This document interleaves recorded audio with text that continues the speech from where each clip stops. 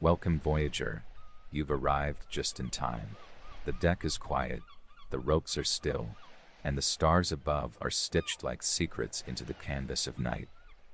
You're here for another drift through a forgotten corner of history, one bound not by borders or battle lines, but by something far older: cordage, coiling, and the quiet language of knots. Tonight's story is about sailors who spoke not with words but with rope, about the messages they tied, the emotions they looped and tucked away inside twisted hemp and flax, hidden in plain sight, a soft-spoken tale of gesture and tradition, passed from calloused hands to open sky, one hitch at a time. You know, for all the fancy terms in cartography, I still think bowlin sounds more like a sailor trying to name a pet owl. Surely, I can't be the only one who thinks that. Anyway, before we begin, I invite you to like this video and subscribe if this kind of drift suits your evenings. Drop a coordinate in the comments to let me know where you're listening from.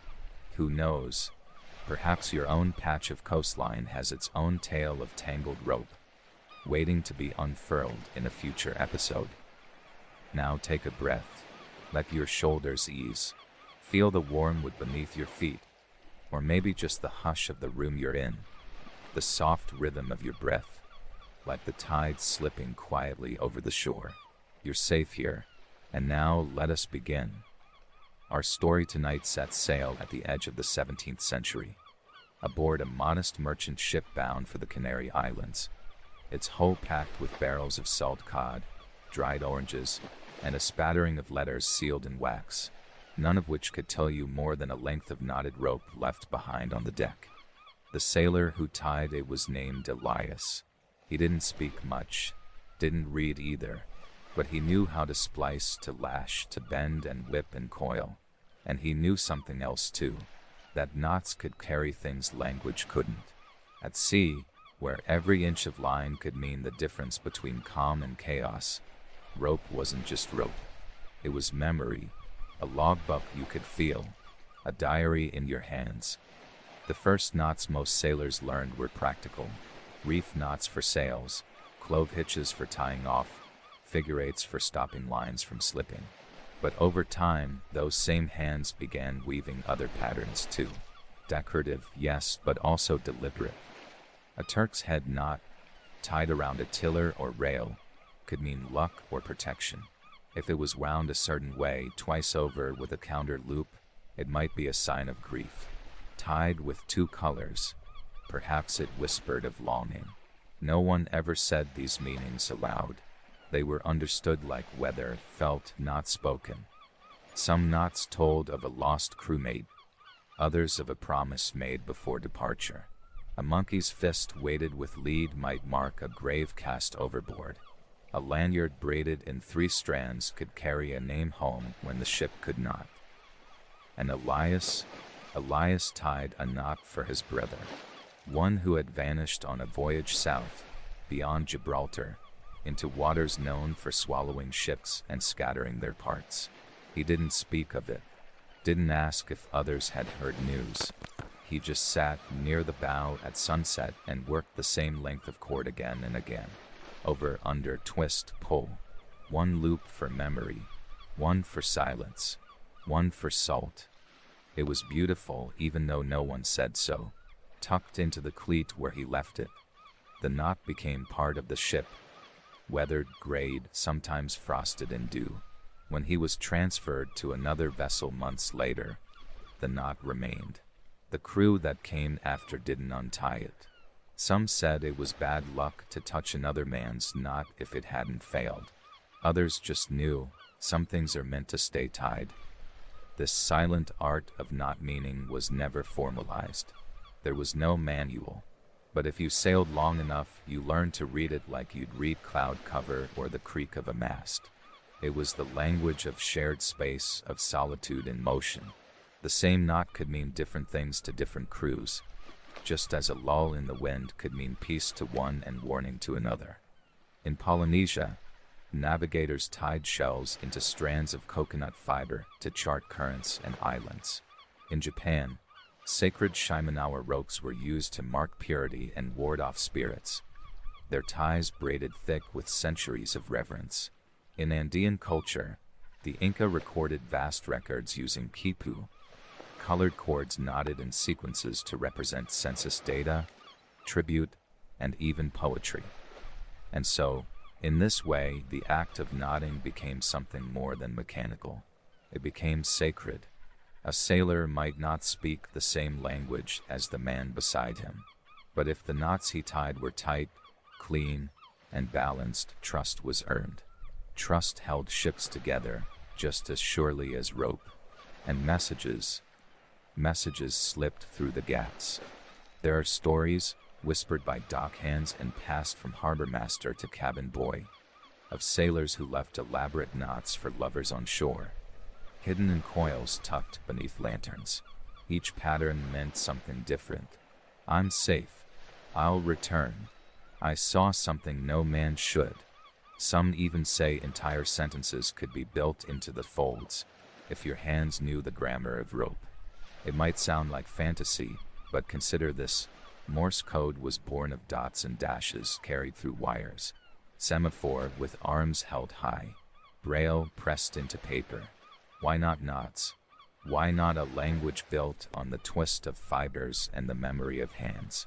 One sailor, a woman named Mariella who served aboard a Swedish whaling vessel in 1802, kept a journal of the knots she tied. Each entry was described only by a sketch and a short note. Storm near Greenland. Fear, or red sky in the west. Miss home, or simply nodded again. Still no answer. When her ship was lost near Svalbard, the journal washed up weeks later inside a floating cask, wrapped in oilskin. Not a word was spoken, but every knot was read. Mariella's knots were eventually archived in a maritime museum in Gothenburg, but few visitors understood what they were looking at. To the untrained eye, they seemed decorative, maybe even whimsical. Yet to those who had spent enough nights at sea, who had known the loneliness of long voyages and the weight of the horizon, the shape spoke volumes. Some visitors claimed that when they stood before the glass case, they felt a strange pull in their hands, as if their fingers remembered something their minds had forgotten. The twist of cord, the pull of sinew and intention, muscle memory of an old grief. This idea that knots could carry sentiment continued to ripple quietly through history. In the 19th century, Victorian sailors began crafting what they called sailors' valentines. These were intricate, symmetrical designs made of seashells, rope, and tiny messages woven through braids, often sold or gifted upon return. Some were meant for sweethearts. Others were tributes to those who never made it back. Hidden among the lacework, there might be a tiny reef knot tied in black thread, a subtle sign of mourning, or a figure eight laid beneath a rose shell, meaning safe passage.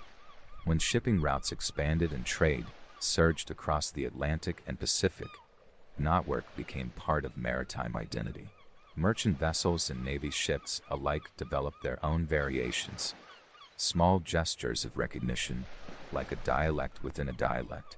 On some ships, new recruits were given a single piece of cordage during their first week, told to tie what they felt. There were no instructions, no rules, only that the knot had to be theirs. The results were strange and beautiful. One recruit, homesick and overwhelmed, tied a sequence of half-hitches so dense they formed a coil that resembled a snail shell. He carried it in his pocket for 5 years. When he left the service, he gave it to the ship's cook without a word. The cook, in turn, tied a single loop of it into the rigging so it would always catch the morning light. Some knots were meant to disappear, tied and cast into the sea at the end of a voyage, like whispered confessions. Others were worn as charms, wrapped around wrists or tucked into hatbands. It is said that on some coasts, if you found a scrap of rope braided and left at your doorstep, it meant someone was asking for forgiveness. The direction of the braid determined whether it came from a friend, a lover, or someone who had hurt you deeply. In this way, knots became a way to speak when the tongue was too tired or the heart too full. And still, through all of this, Elias's knot endured. Long after he was gone, his weathered twist of rope sat quietly on that ship's bow, overlooked by many, revered by a few. Sailors who noticed it often paused, running their fingers over the frayed ends, as if hoping to learn its story by touch. No one untied it, not even when the vessel was sold to a new owner and renamed, not even when it was dry docked in Lisbon for repairs, the deck stripped and polished. The knot remained. One of the shipwrights working the restoration, an older man named Tomas, recognized the knot from his own days at sea. Not the specific pattern, but the intent. He tied one just like it after surviving a cyclone near Madagascar. To him, it looked like a knot of silence, of something held and not yet released. And so he spoke gently to it, as one might to an old friend, and varnished the wood around it instead of over it. When the ship sailed again, the knot went with it, unnoticed by most, a whisper braided into the journey. Meanwhile, on another ship half the world away, a different kind of knot was being tied. This one was made by a sailor named Nilo, aboard a Portuguese packet ship running between Goa and Lisbon. Nilo was known for his quick hands and quieter thoughts. He rarely drank, never swore, and was often found seated near the stern with lengths of rope in his lap, his fingers weaving like a silent prayer. He tied knots that no one else recognized, one in the shape of a wave curling back on itself, another like a star collapsed inward. When asked what they meant, he only smiled and said, "Messages for the ocean." One day, while becalmed off the coast of Morocco, he knotted a short line of silk cord into a perfect spiral and tied it to a lantern hook. That night, a storm rolled in without warning, and the captain credited the knot for holding back the worst of it. The next morning, the knot was gone. Only a frayed end fluttered from the hook, as if the sea had accepted the message and sent its own in return. Back on land, these traditions faded slowly. The rise of steamships and modern communication eroded the need for silence to be dressed in rope. Morse code replaced gesture. Radios hummed with voices. Ropes became synthetic, mass-produced, impersonal. But in quiet corners of the world, the old language lingered. In a museum drawer in Plymouth, there's a sailor's log with a knot pressed flat between its pages, dated 1823. The accompanying entry says only, "She said yes." On a beach in Nova Scotia, driftwood often washes ashore with knots still attached, some tarred black, others bleached bone white. No one knows where they come from, but locals collect them, tying them to fence posts and docks, small shrines to the stories that rode in on the tide. And in some places, knots are still used to say what words cannot. In therapy rooms, survivors of maritime trauma sometimes work with rope as a way of unlocking memory. Each twist, each loop, evokes a rhythm older than language, a way to tell the story without needing to speak, a way to remember, a way to let go.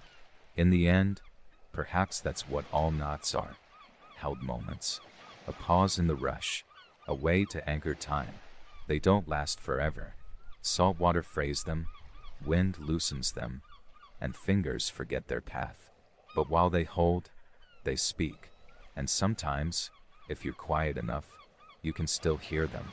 The whisper of Elias's rope on the wind, the spiral Nilo sent into the storm, the half-forgotten twist of someone's love left behind in a drawer, waiting, still.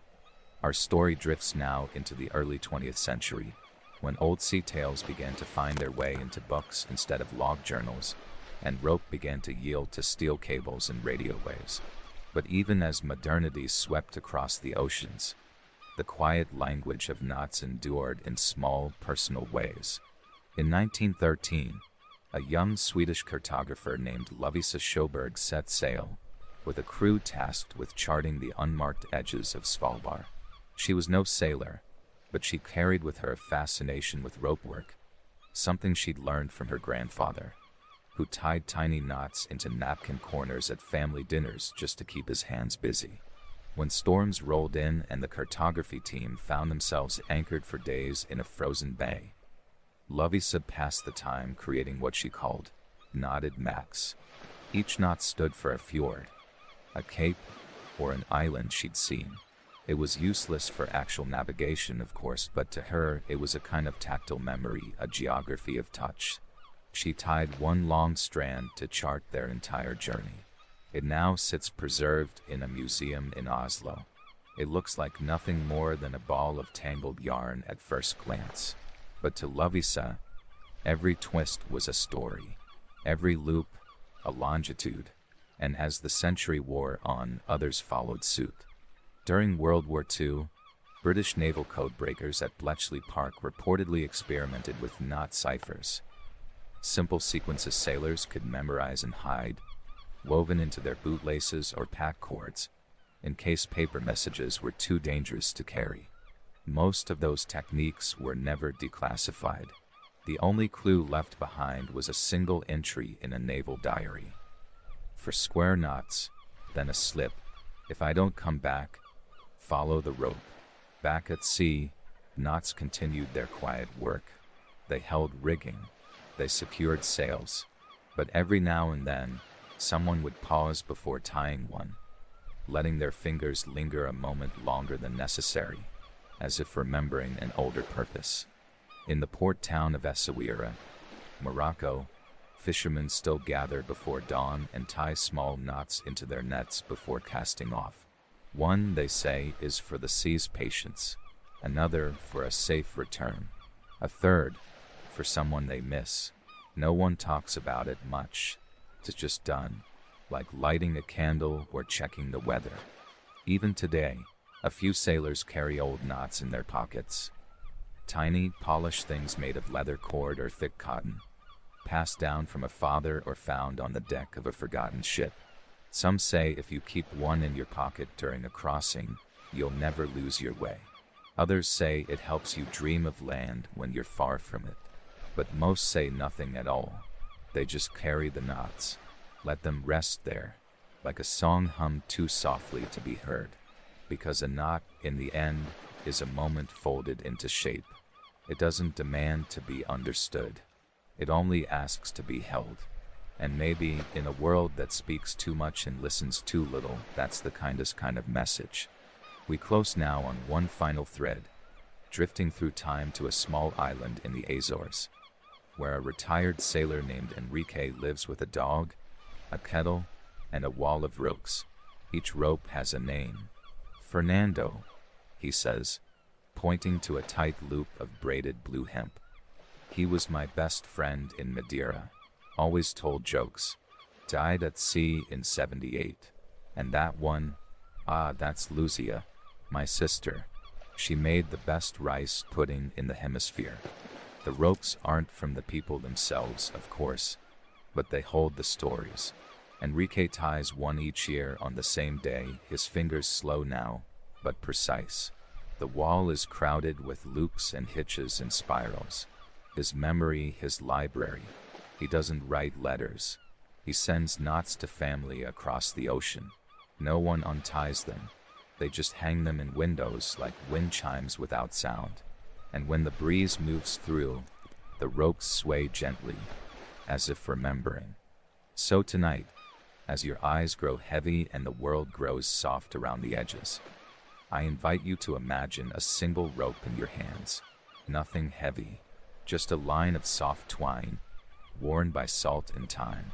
Close your eyes and feel it, the weight of memory, the warmth of touch. The knot you tie is yours alone.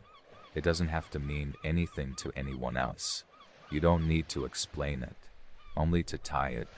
Loop, pull, twist, breathe, like the old sailors did. Let the world go quiet for a while. And if, someday, someone finds you're not lying in a drawer or washing up on a beach, maybe they'll hold it the way you once did.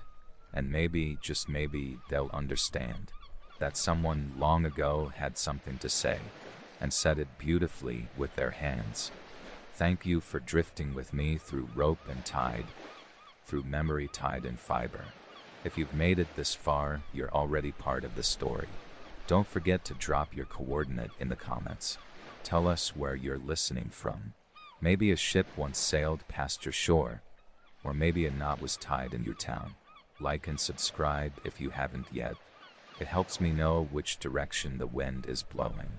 Sleep well, Voyager, and may your dreams be gently knotted with wonder.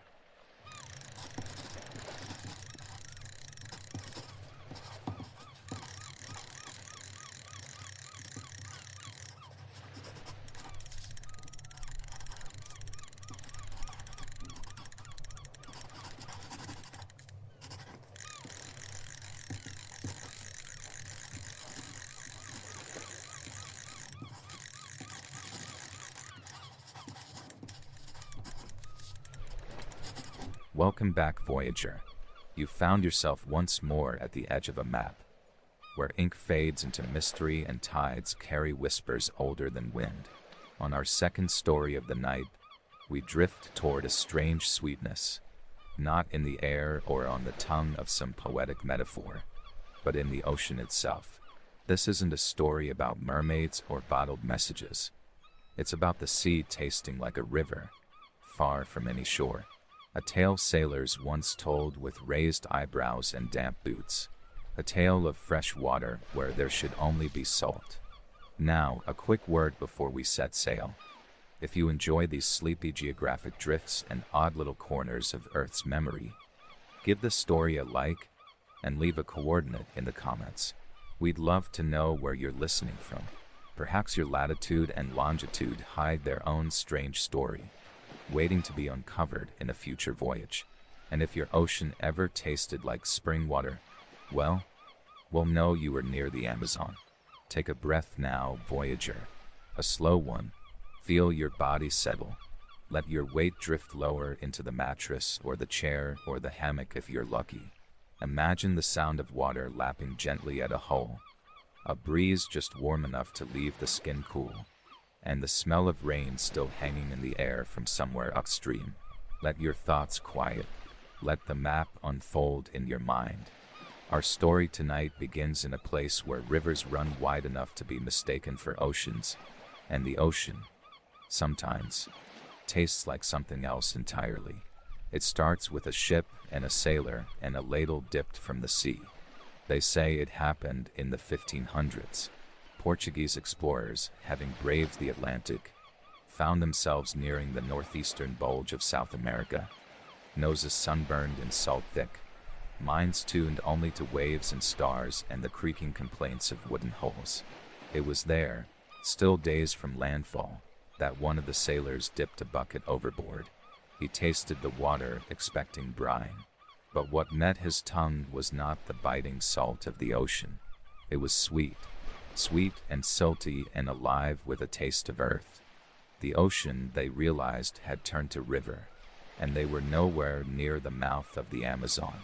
This was no trick of thirst, nor hallucination born of sunstroke. It was the river sea, the Rio March, the Amazon, a river so vast, so powerful, that it pushes its freshwater plume nearly 200 miles into the Atlantic, diluting the salt and tinting the water with its earthy brown current. From space, the discharge appears as a liquid tongue, licking outward from the continent's mouth. On the sea's surface, it rolls in low, lazy undulations, like a continent of current afloat. It is said that the Amazon discharges over 200,000 cubic meters per second of water at its peak. That's more than the next 7 largest rivers combined. Imagine a river not like the Nile or the Mississippi, winding or snaking or cutting, but something more like a continent breathing outward, a liquid lung that exhales across the very Atlantic. That's what the sailors tasted. Some called it a miracle, others a confusion of maps. But among those who knew rivers and oceans both, it became a tale worth telling. the time the sea turned sweet. The phenomenon is real and still happens today.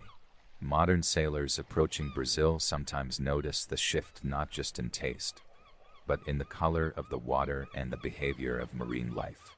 Fish change. Salinity meters scream. The clouds begin to build, thick and slow with humidity from the river's breath. This mixing of fresh and salt is called an estuarine plume. But this Amazonian plume is like none other on Earth. It stretches beyond visibility, curls and coils in satellite imagery, and fertilizes parts of the Atlantic with nutrients from forests thousands of kilometers inland. The river begins in the Andes, in Peru, not far from the peaks where condors wheel and mist clings like stories. Its source has been debated for decades, but one of its birthplaces lies high on the Nevado Mismi. From there, it flows eastward, carving paths through mountains, forests, floodplains, and cities. It gains strength from hundreds of tributaries, some longer than major European rivers, and becomes an empire of water. By the time it nears the sea, the Amazon isn't really a river anymore.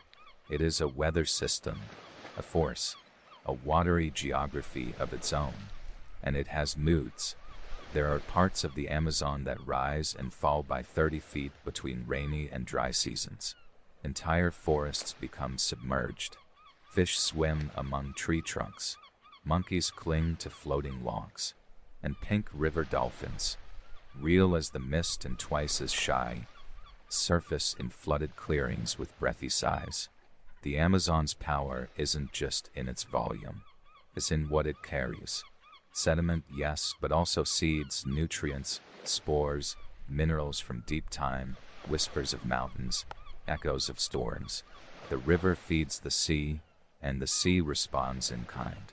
Together, they form a conversation ongoing that most of us never hear. But for those sailors, it began with a taste.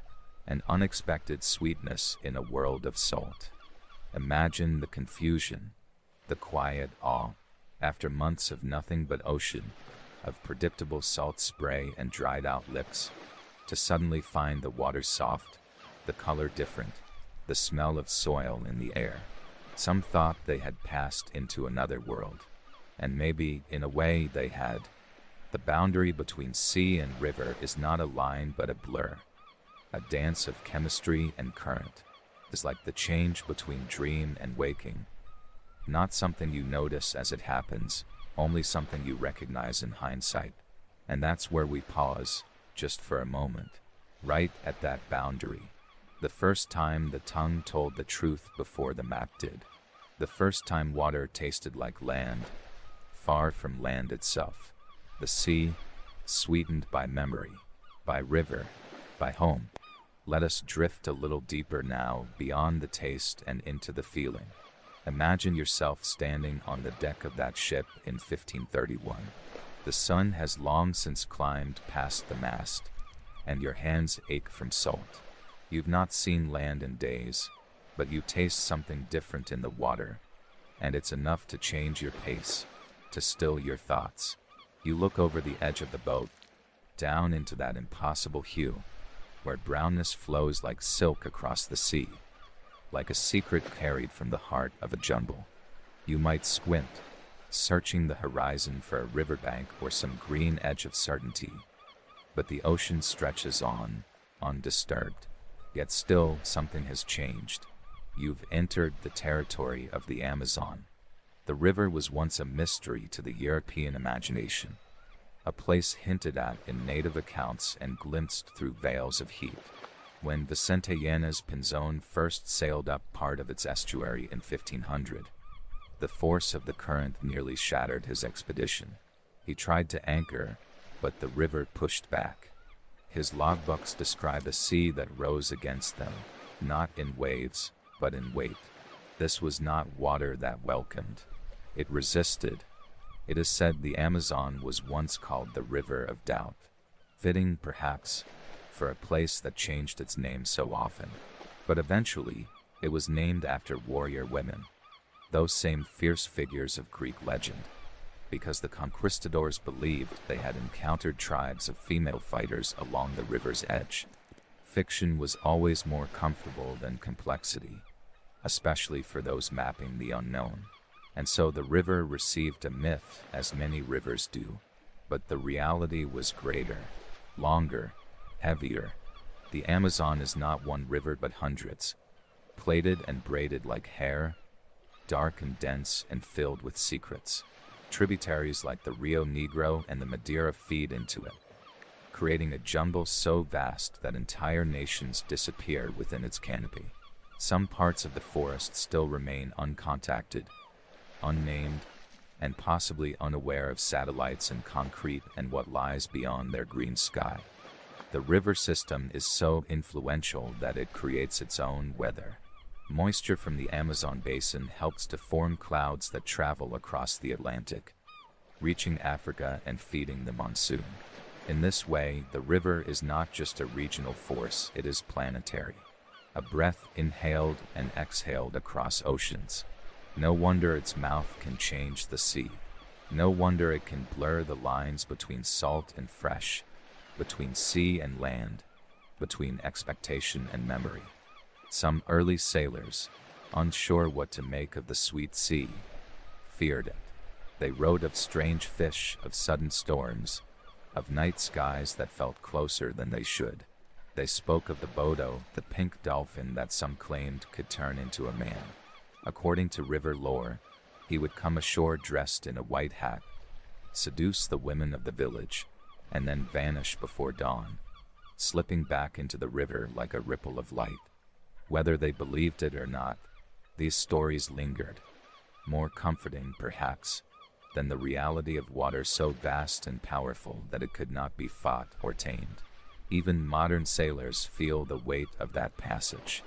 Approaching the Amazon by sea means entering a different world, where the wind grows heavy and the stars seem smudged. The river doesn't roar at its mouth. It hums, carries logs and roots and fragments of jungle. It stains the Atlantic with its presence.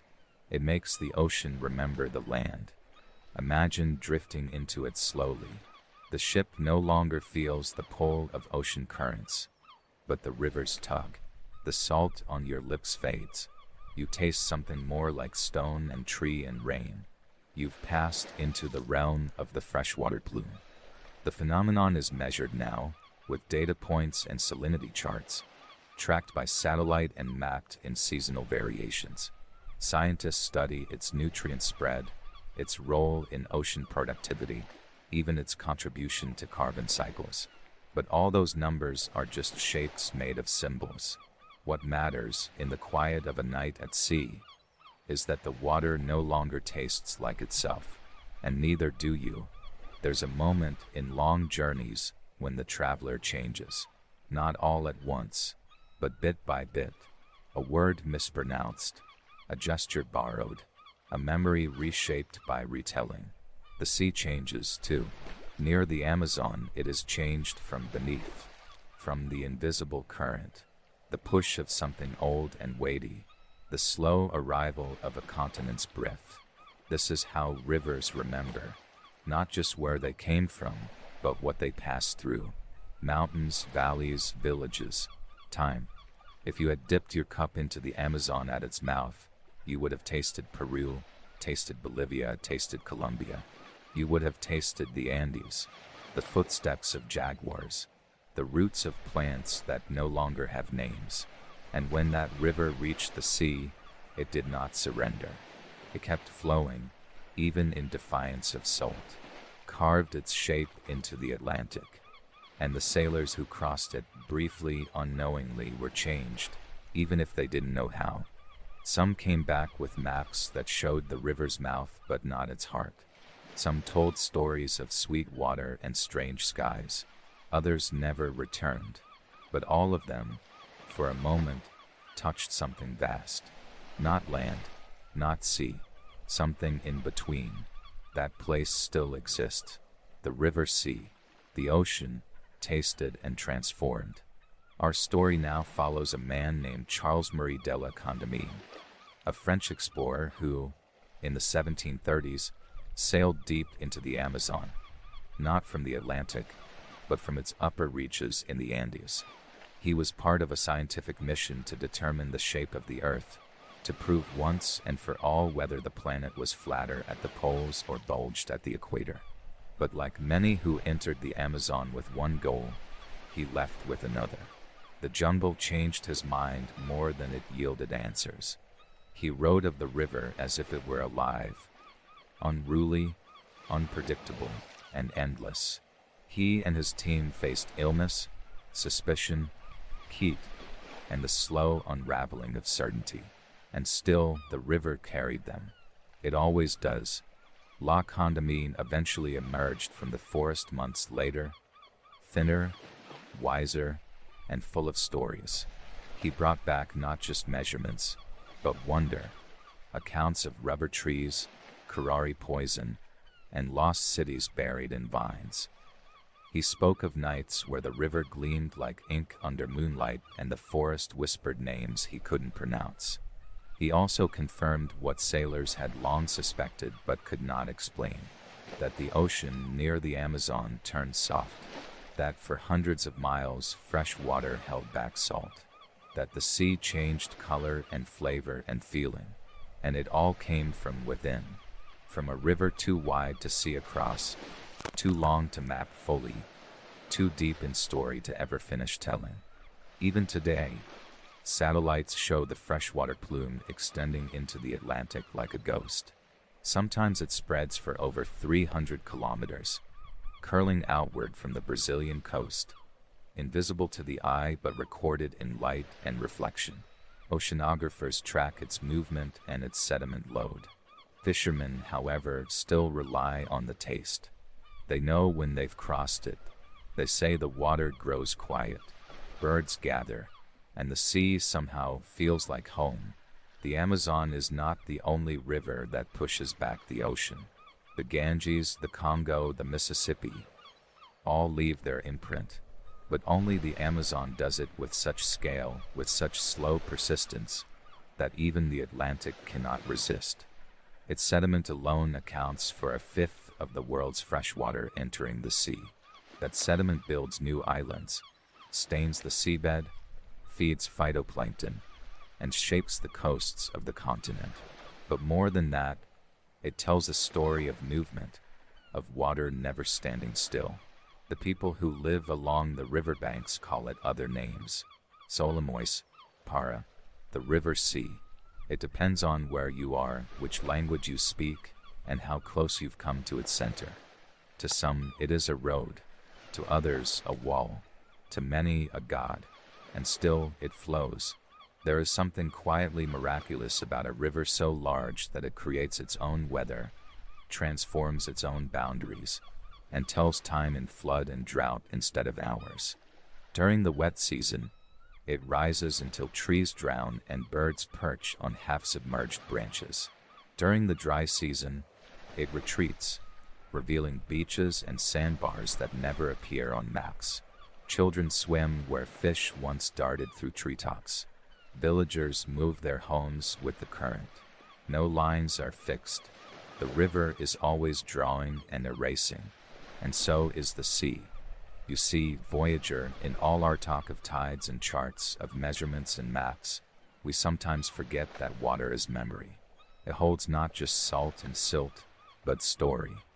When Portuguese sailors tasted the sea and found it sweet, they weren't just noting a quirk of geography. They were unknowingly sipping a continent's past.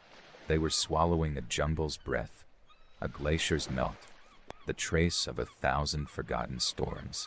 And so are we.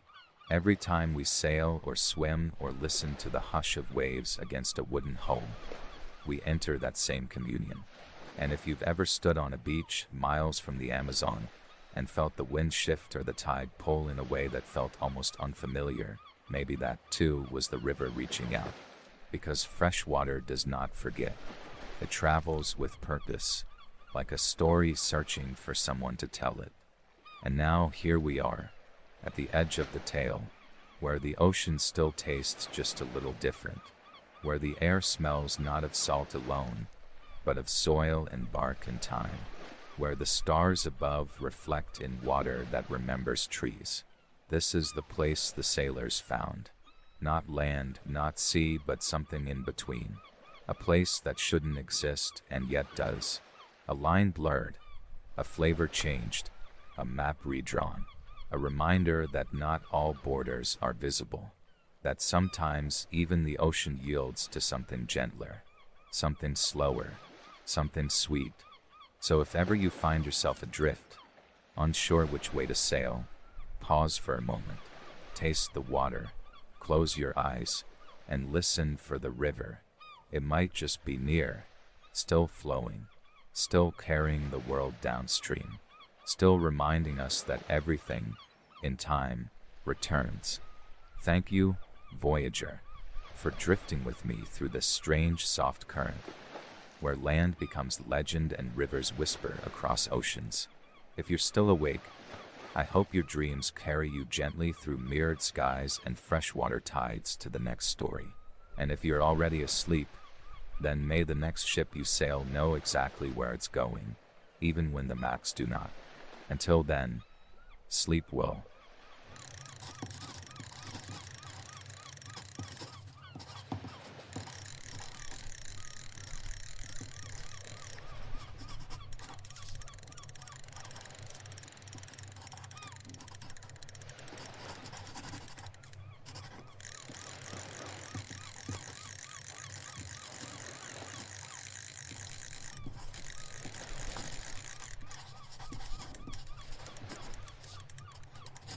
Welcome, Voyager. I see you found your way to the shore again, that quiet place between land and dream, where stories gather like sea foam. On our third story of the night, we trace the outline of an island, not drawn in ink but in sound. A hum, a note, a memory caught in a grain of sand. The tale begins on Eigg, a small island nestled in Scotland's Inner Hebrides, where some say the beaches sing when walked upon, not metaphorically, not romantically, but physically, audibly, as if the earth beneath your feet were a musical instrument left behind by the gods and tuned only by time. Now, I know what you're thinking. What kind of sand sings? And does it take requests? Before we sink our thoughts too deeply into geological karaoke, do me a favor. If the soft journey brings you a little peace, consider liking the video, subscribing to the channel, and dropping a coordinate in the comments. Let me know where in the world you're listening from, and if the winds of that place carry their own story, perhaps it'll drift into a future episode. So now, draw your blankets close, breathe as if your chest were filling with tide water, and let the weight of the world slip out through your shoulders. The wind has hushed, the fire has dimmed, and the only thing left moving are your thoughts, slowing like sails in the dusk. Our story tonight begins on a small beach tucked along the southern edge of Eigg, where the sea rolls in gentle murmurs, and the grains beneath your feet are unlike those found in any other corner of the Hebrides. They call it singing sand, though what it hums depends on how you walk. The tone can rise or fall with your stride, your weight, your speed. It's not a song composed by humans, but rather a note made of quartz, wind, and patience. Some say it hums in a low, whispery E-flat. Others hear something closer to the purring of the island itself. Eigg, like many of its Hebridean sisters, is forged of volcanic memory and ancient basalt. It's a quiet place today with fewer than 200 permanent residents, yet it carries the gravity of older things, geological and mythological. Its cliffs were the weight of time, and its beaches have heard footsteps since before Scotland was called Scotland. But back to the sand. For sand to sing, it must be shaped just right. The grains must be almost perfectly round, uniform in size, and free of too much dust or moisture. It's rare. These conditions occur in only about 30 places on Earth. And Eigg, somehow, despite its wet climate and rugged coast, shelters one of them. Scholars, geologists, and curious wanderers have knelt there, pressing their ears low like children at a railroad track, listening not for engines, But for echo, the hum is faint, a private note. You'll miss it if you rush. You'll miss it if you doubt. The science behind it is precise, but the experience is not. The grains rub together just so, creating vibrations that travel up your heel into your spine. Feels alive, as if something underneath were remembering. Of course, this curious natural feature didn't go unnoticed by earlier visitors. The Celts once believed it was a sacred place, where the earth whispered truths if you listened with your feet. Some said the sands sang louder for the sorrowful, quieter for the content, a kind of empathy woven into geology. Later, Christian monks settled nearby and called the beach and glen Cantariact, the singing glen. They walked barefoot across it as a form of devotion, letting each step become a note, each note a prayer. But not all songs are peaceful.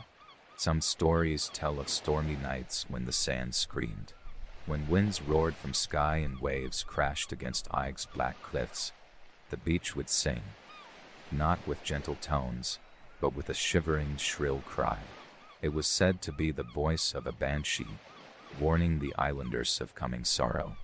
There are letters, written in the 1700s, from travelers who described hearing this eerie chorus during storms. One speaks of standing at the edge of the beach, soaked and stunned, hearing a sound like a woman weeping into a flute. He left before dawn and never returned. The modern explanation, of course, is simpler. Acoustics, physics, pressure. But on this island, science and legend share the same bed. One lays the blanket, the other dreams beneath it, and Eig's past is stitched with both. For centuries, the island was passed between clans like a precious stone, or sometimes a cursed one. The MacDonalds ruled it for a time, as did the MacLeans. Their feuds shaped the land just as surely as the waves did. There's a dark tale often whispered about the Cave of Francis, a deep, hidden cleft along the coast where, in 1577, nearly the entire MacDonald population of the island was massacred by the MacLeans. They were discovered hiding inside, and the entrance was blocked with burning thatch. All 395 souls perished. Some say that, on certain fog-heavy nights, when the tide pulls back and the air turns saltier than usual, the sand sings not from joy, but remembrance, that its hum is not a melody but a murmur of mourning.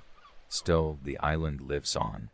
Today, Eig is a place of quiet resistance. It was among the first in the world to run entirely on renewable energy. The residents own their land collectively. It is an island that hums even in governance. The beach still sings, not every day and not for everyone, but for those who come gently, who listen kindly, the music remains. So perhaps it's not such a stretch to believe the sand has a soul. After all, what is a lullaby but a series of soft promises carried across time? And here, on this remote strand, where seabirds write cursive across the clouds and the mountains of Rum sit just offshore like sleeping giants, it seems only fitting that even the ground beneath your toes would want to tell you a story. And so we listen, just as those before us did, just as the sea always has. If you rise early on the Isle of Eig, before the gulls shake loose their morning cries and the tide has gathered its thoughts, you might find yourself walking the sands of Lake Bay. The sun moves slowly there, spreading itself like cream across the sky that rarely stays still. The light is silver, then golden, then silver again. You won't notice a change unless you're very quiet, and that's when you'll hear it. Perhaps only a hush beneath your steps, or a breath you didn't take, maybe even a small note, lingering in the soles of your feet, like a lullaby you once knew but can no longer place. This is when the beach becomes more than beach. It becomes memory. It becomes story. There are islanders who swear the beach sings louder after long periods of drought, when the grains are dry and loose like a shaken tambourine. Children once tried to make the sand sing on command, by dragging their heels in loops and circles, like they were drawing with noise. They were scolded lovingly, and told that the island hums when it wants to, not when it's asked. And maybe that's part of the enchantment, this refusal to perform. Aig is an island with a mind of its own. For centuries, it has been the subject of maps drawn with more imagination than precision.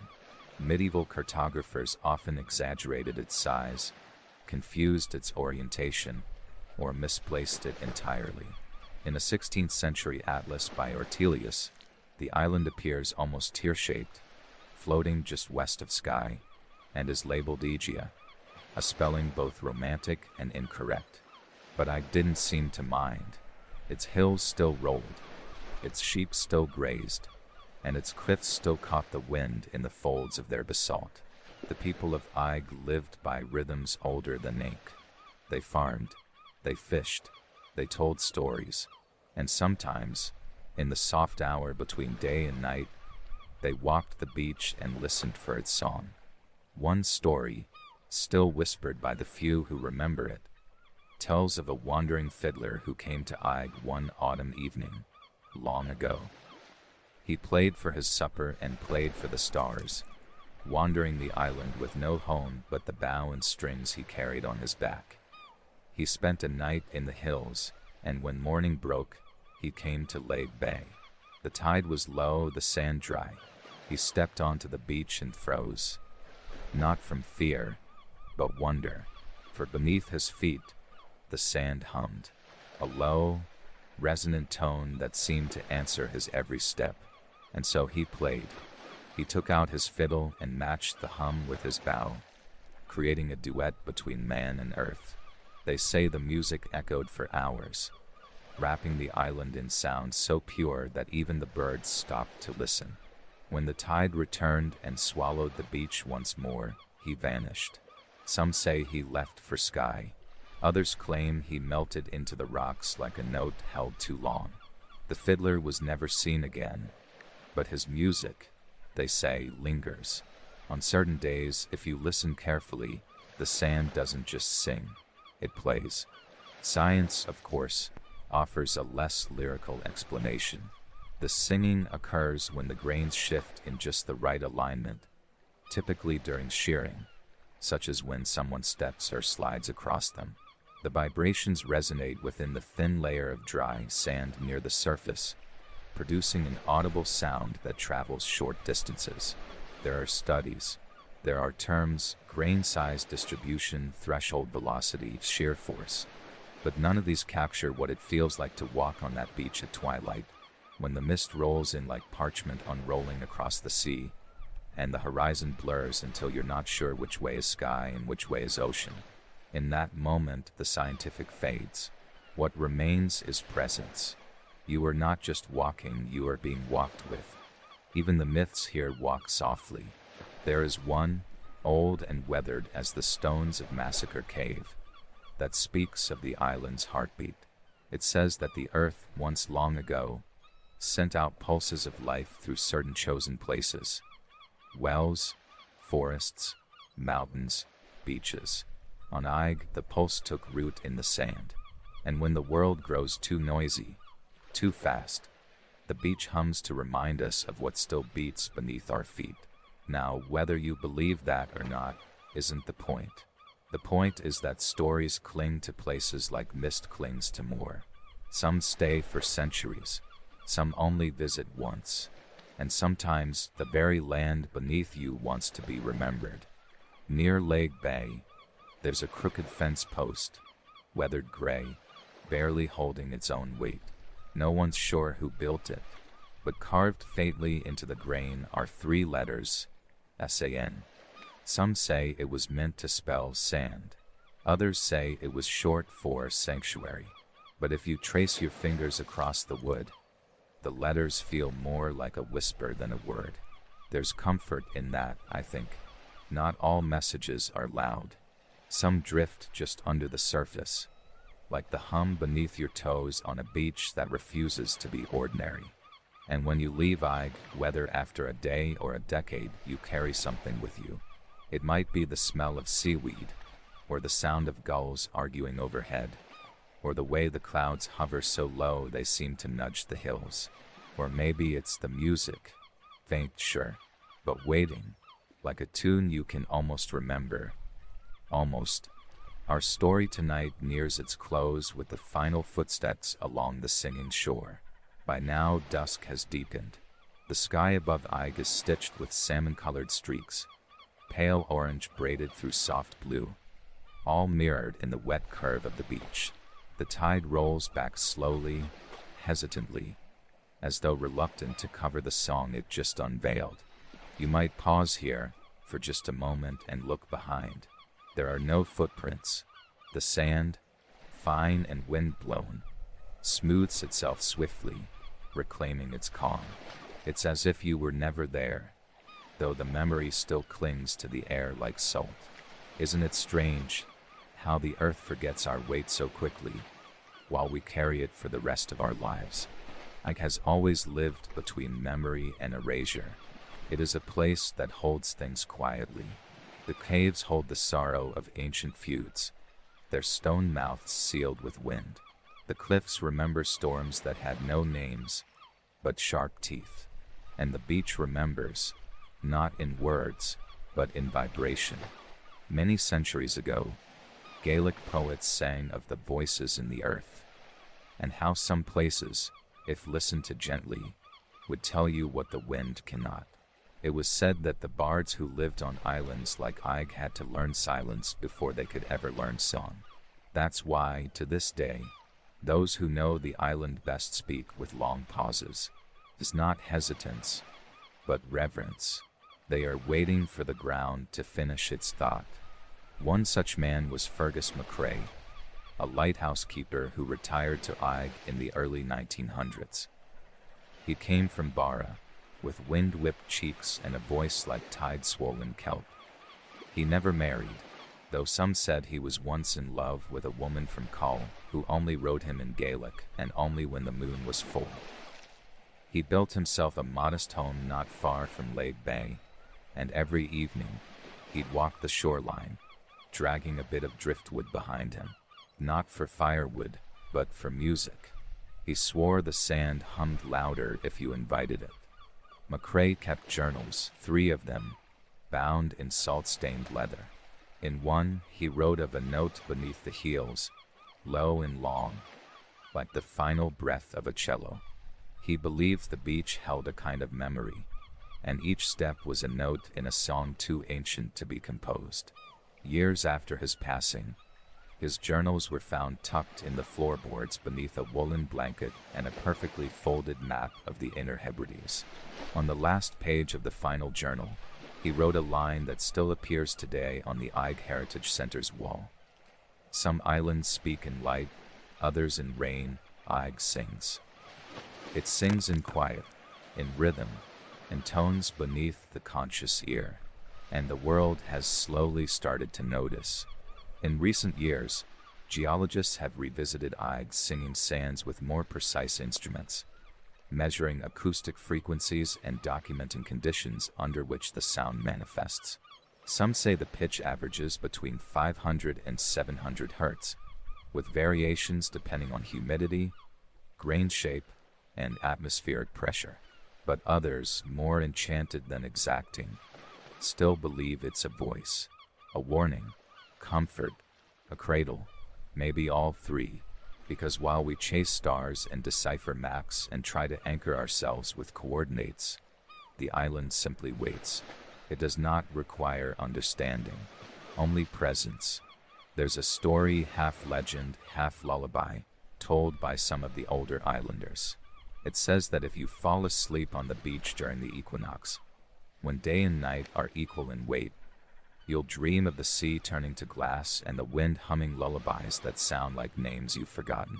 When you wake, your footprints will be gone, but you will hear something beneath your ribs, a low, vibrating tone, almost like a song.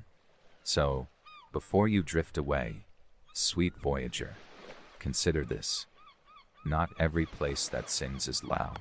Not every song has a melody. And not every beach leaves your feet wet. Some linger in memory alone, like Ig, where the sands hum softly, the cliffs lean into mist, and the sky folds itself down into your palm like a page still warm from the sun. Thank you for sailing with me tonight. If your journey brings you close to 56.8833 degrees north, 6.1333 degrees west, stop a while, walk gently, and listen. And if you're listening from somewhere strange, or lovely, or filled with its own quiet music, leave your coordinate in the comments. Who knows, your corner of the world might be the next lullaby we follow. Sleep well. Let the island sing you home.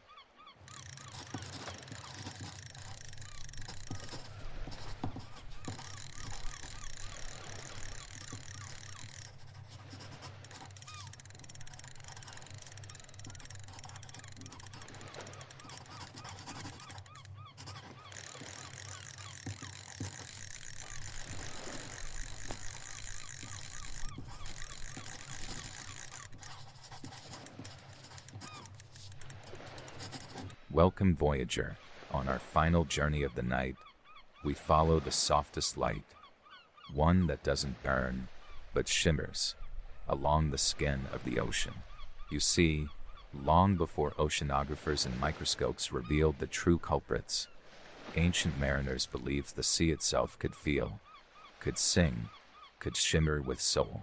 They didn't call it bioluminescence back then, of course. They just called it alive. Maps were blank in many places, but the sea often needed no symbols to mark its mystery. Just the right tide, just the right night, and the waves would glow like fireflies beneath the hull. And every sailor swore it meant something. Oh, and here's a thought. If you've ever spilled glitter on a carpet, you'll understand why old sailors feared the sea. The sparkles just keep showing up. Only difference is, the ocean doesn't need sunlight to shine. If you're enjoying these slow drifts into forgotten geography, don't forget to like and subscribe to the channel, and leave a coordinate in the comments below. Let us know where you're listening from. Who knows, perhaps your shores too glow with stories.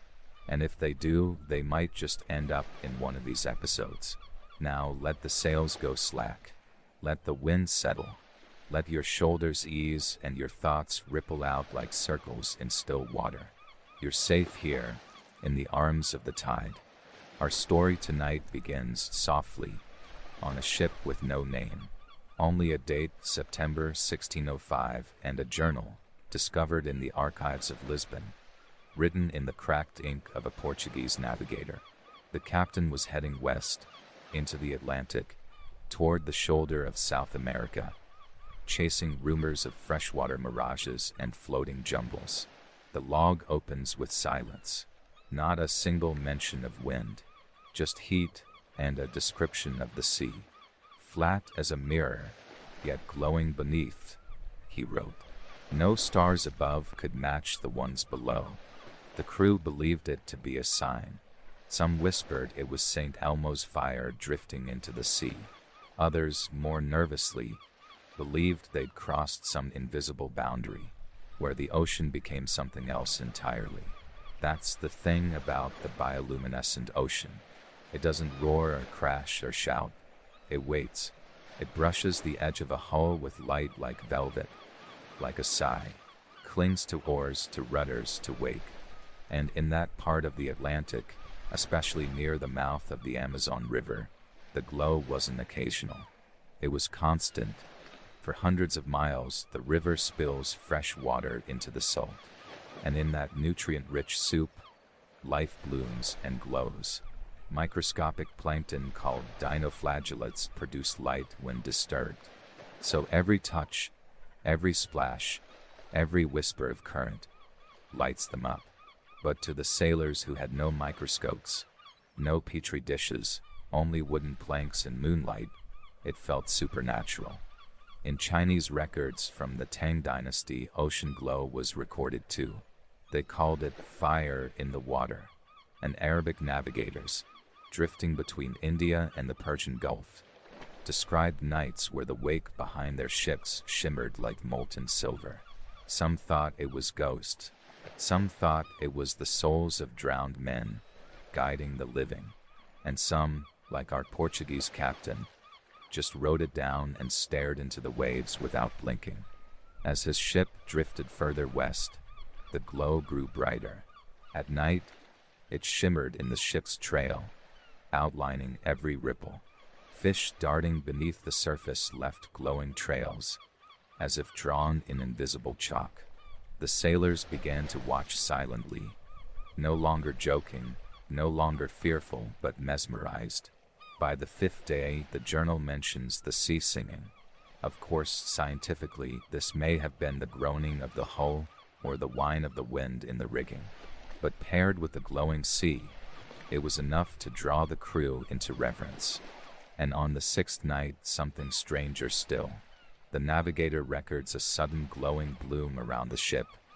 Not a trail, but a whole perimeter, as if they'd entered a ring of fireflies. Like the ocean breathed, he wrote, and exhaled light. Modern scientists now know of phenomena like Milky Seas, rare events where vast swathes of ocean can glow continuously for hours or days, covering thousands of square kilometers. Even satellites have spotted them, faint and ghostly, from orbit. But back then, all they had was the sight and the silence. That same year, 1605, further north, English sailors near the Caribbean reported bioluminescent waves. 2. One described fish that glowed like falling stars. In another account from 1753, a naturalist sailing past Sri Lanka described watching glowing patterns swirl around his ship like cursive letters being written by the sea itself. It wasn't until the 19th century that scientists began studying these lights seriously. Charles Darwin himself saw them during his voyage on the HMS Beagle. He dipped a net into the glowing water and brought up tiny crustaceans, wriggling and flashing. But even Darwin admitted, seeing it from above under a quiet sky was like watching the stars fall into the sea. And for sailors who relied on the moon and the stars to guide them, the thought of stars beneath their ship, reflected and scattered in plankton glow, felt like the sky itself was turning upside down. The following evening in the journal reveals a curious entry. The captain, now clearly enchanted or perhaps mildly unnerved, writes, "The men do not sleep, they sit on the deck, speaking softly. No dice games, no singing, just watching. Some say the ocean is watching back." It's strange, isn't it, how stillness can hold more power than movement. The glow beneath them never roared, never crashed. It simply was, pulsing gently in the folds of black water like the chest of something sleeping. As the crew entered the Sargasso Sea, named for the floating brown seaweed that mats its surface, the glow did not diminish. Instead, it changed character. Not streaks anymore, but patches, like clusters of stars woven into the ocean fabric. There's a peculiar hush to the Sargasso, a kind of timelessness. No major currents, little wind, just the slow drift of a ship across warm waters, and the gentle curl of seaweed against the hull. And within this floating world, certain species of bacteria and plankton, agitated by ship motion or swimming fish, produced their signature light. In modern terms, it's a chemical reaction, luciferin oxidized by luciferase. But in sailor speak, it was just sea fire. The journal notes a turning point.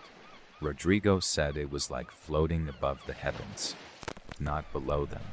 He dipped his hand into the sea and it came up lit. He laughed and said he was holding a star. That night, the navigator records a full ring of light, several meters wide, surrounding the ship. Every ripple lit up, like silver ink spilled on dark parchment. It wasn't until years later, upon review of similar logs across many voyages, that scholars would piece together a pattern. These glowing halos, sometimes described in the North Atlantic, sometimes near Indonesia, and once even in the Arctic. What all these events shared was heat, calm seas, high biological activity, and sailors who could never forget the sight. One Ottoman sailor's memoir, found in a dusty collection in Istanbul, describes an encounter off the coast of modern-day Somalia. "We crossed into waters where the sea became a lantern," he wrote. "The glow clung to our ship like a wedding veil, slow and soft, and when a fish jumped, it left fire in the sky."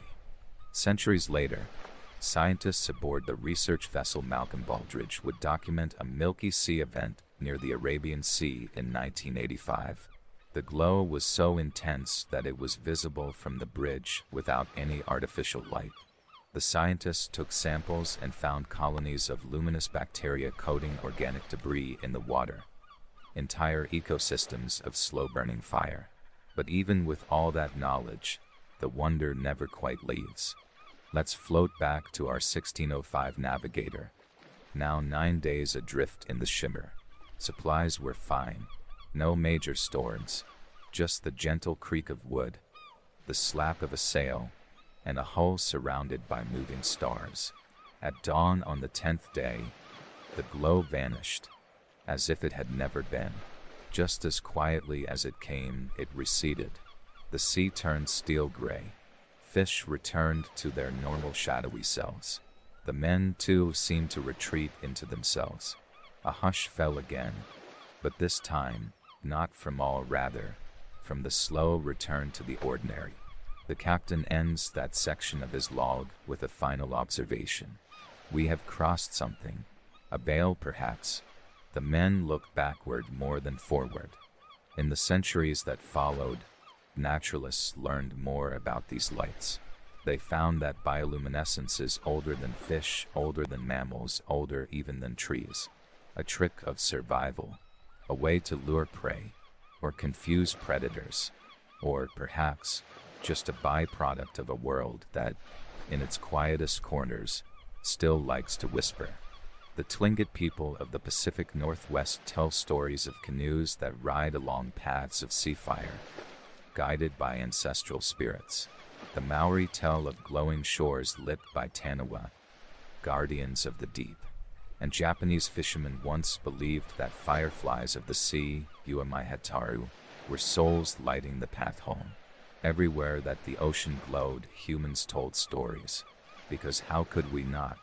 The stars belonged to the heavens, but when they appeared in the sea, that belonged to us. Perhaps that's why the ocean's glow never fully became ordinary. Even after it was named and explained, it still feels like something sacred, something older than our maps, older than our languages. Tonight, as you close your eyes, imagine yourself floating on a warm sea. The water is smooth, like silk, and the sky above is indigo.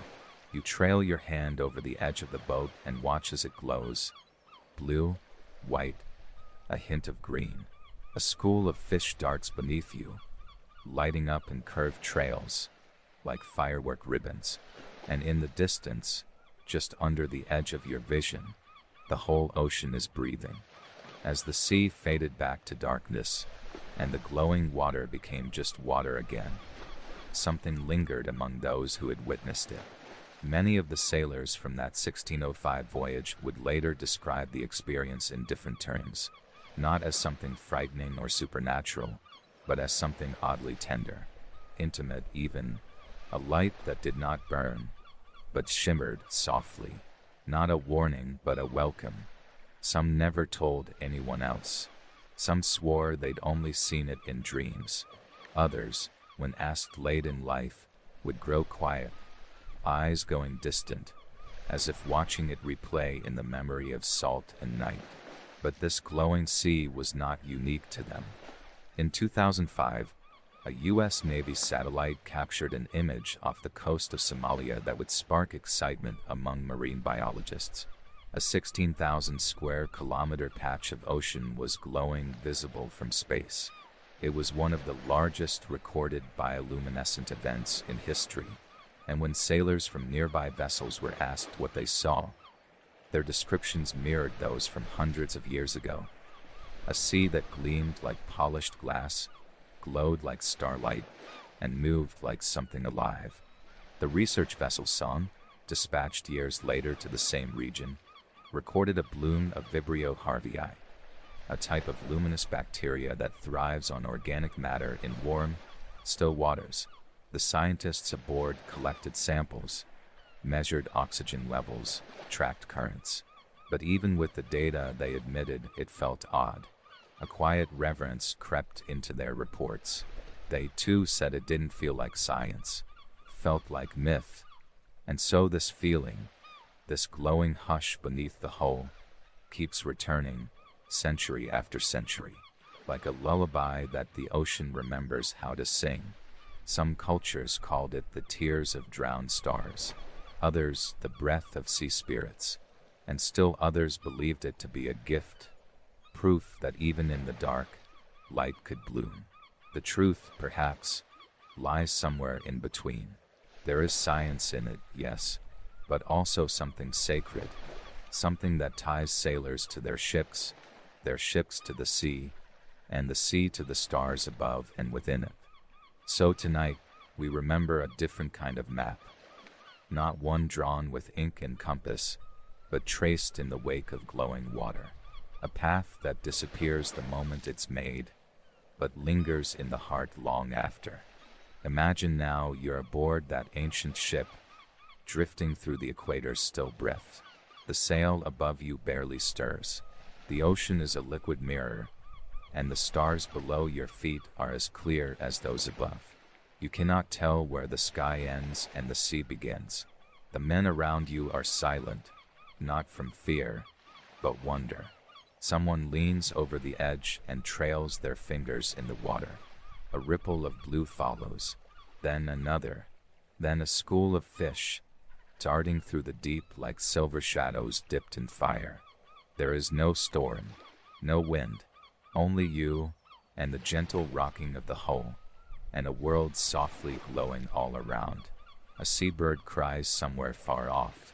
You cannot see it, but you can feel its wings cut through the air, the way one can feel silence before it speaks. In the centuries to come, the sea will do this again. Maybe tonight, maybe 100 years from now, maybe somewhere off the coast of Indonesia or Sri Lanka, or deep in the Gulf of Mexico. And someone else will see it and write it down and try to describe it and fail, because some things are not meant to be translated, only experienced. As we come to the end of our story, close your eyes and drift with me once more. The ship rocks beneath you, the ocean sighs, and around you light dances. The sea, after all, has always been full of stars. They just needed the dark to be seen. Good night, Voyager, and may your dreams be luminous.